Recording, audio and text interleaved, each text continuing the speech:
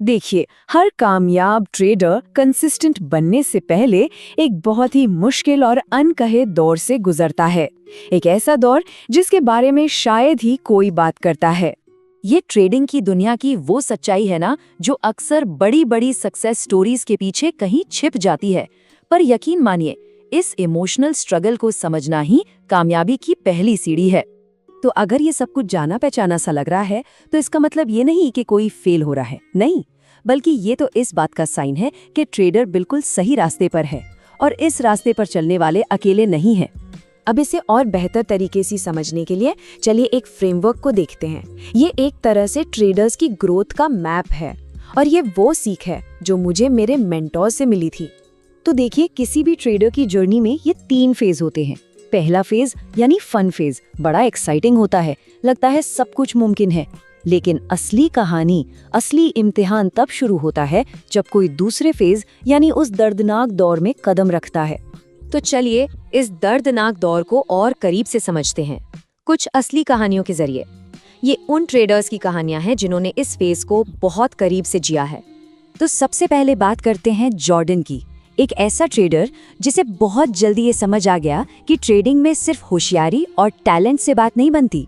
Jordan का ये सवाल असल में उस गहरी फ्रस्ट्रेशन को दिखाता है जब कोई सारे रूल्स फॉलो कर रहा हो लेकिन फिर भी लगातार लॉस हो रहा हो। ये एक बहुत ही कॉमन फीलिंग है। जॉर्डन के एक्सपीरियंस से यही सीखने को मिलता है कि इमोशनल होकर या बदला लेने के लिए ट्रेडिंग करना कितना खतरनाक हो सकता है। देखिए, बाजार किसी को नहीं बख्शता। वो ट्रेडर को विनम्र बनाता है और सिखाता है कि असली डिसिप्लिन होता क्या है। अब एक और बहुत कॉमन स्ट्रगल की बात करते हैं, ये जानना कि करना क्या है लेकिन इमोशनली वो कर ही ना पाना। ईथन की ये बात इस पेनफुल फेज के सबसे बड़े कॉन्फ्लिक्ट को सामने लाती है। ये वो पॉइंट है जब दिमागी तौर पर तो सब पता होता है लेकिन इमोशंस एक्शन लेने ही नहीं देते। एक गहरी खाई बन जाती है दोनों के बीच। और फिर सोफिया की कहानी है। ये कहानी दिखाती है कि कैसे ट्रेडिंग हमारी अंदर की गहरी इनसिक्योरिटीज को बाहर ले आती है, जैसे कि अपनी गलती मानने में जो दर्द होता है उसे। यहाँ सबसे जरूरी बात जो समझने वाली है वो ये है कि ये दर्द सिर्फ पैसे के लॉस का नहीं है, नहीं, ये असल में अपने घमंड, अपनी जिद और अपनी कमजोरियों से आमना सामना है। तो चलिए अब थोड़ा नजरिया बदलते हैं। सिर्फ दर्द के बारे में बात करने के बजाय ये समझते हैं कि एक ट्रेडर की ग्रोथ में इसका असली मकसद क्या है। ये इस पूरी बातचीत का सबसे जरूरी आइडिया है। ट्रेडिंग में असली कामयाबी सिर्फ स्ट्रैटेजी में मास्टर होने से नहीं मिलती। असली कामयाबी तब मिलती है जब इमोशनल मैच्योरिटी उस लेवल तक पहुंच जाती है। तो इस पूरे एक्सपीरियंस को एक फेलियर की तरह नहीं बल्कि एक जरूरी बदलाव के तौर पर देखना चाहिए।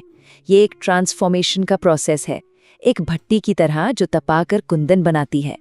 जैसे बिना इमोशनल हुए लॉस को एक्सेप्ट कर लेना, सही मौके के लिए सब्र से इंतजार करना और बदले की भावना से ट्रेडिंग न करना, ये वो कीमती स्किल्स हैं जो सिर्फ और सिर्फ इसी मुश्किल दौर में सीखी जाती हैं। इन्हें कोई किताब नहीं सिखा सकती। अब चलिए आखिरी हिस्से की तरफ बढ़ते हैं और ये देखते हैं कि ये जो बड़ा बदलाव है, ये जो ब्रेक थ्रू है, वो असल में दिखता और महसूस कैसा होता है। ये स्लाइड बहुत ही अच्छे तरीके से दिखाती है कि कैसे एक इमोशनल ट्रेडर और एक मैच्योर प्रोफेशनल ट्रेडर के बिहेवियर में जमीन आसमान का फर्क होता है। और यही बदलाव, यही कामयाबी की असली चाबी है।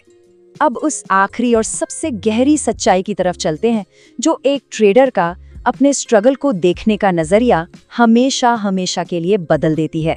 ये वो लाइन है जो ट्रेडिंग के पूरे खेल को ही बदल देती है। लड़ाई बाजार से नहीं है, लड़ाई खुद से है। असली जंग बाजार के उतार चढ़ाव से नहीं बल्कि अपने अंदर के लालच, डर और बेसब्री से है। तो असल में ये दर्द इस बात का सिग्नल नहीं है कि ट्रेडिंग किसी के लिए बनी ही नहीं है, बल्कि ये इस बात का सबूत है कि वो सही रास्ते पर है। अगर किसी में वो बात ही नहीं होती तो वो इतनी दूर तक इस स्ट्रगल में टिकता ही नहीं। तो इसी सवाल के साथ आज की बात खत्म करते हैं। अपनी मौजूदा चुनौतियों को एक नए, एक मजबूत नजरिए से देखिए।